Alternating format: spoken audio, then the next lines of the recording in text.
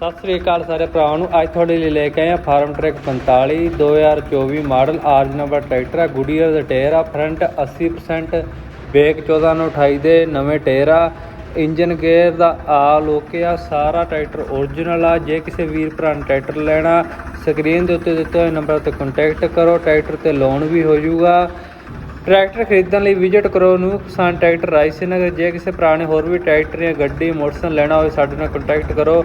ਇੱਦਾਂ ਹੀ ਟਰੈਕਟਰਾਂ ਗੱਡੀਆਂ ਦਾ ਸਟਾਕ ਦੇਖਣ ਲਈ ਨਿਊ ਕਿਸਾਨ ਟਰੈਕਟਰ ਪੇਜ ਨੂੰ ਫੋਲੋ ਕਰ ਲਓ ਅਤੇ ਵੀਡੀਓ ਵਧੀਆ ਲੱਗੀ ਲਾਈਕ ਕਰ ਦਿਓ।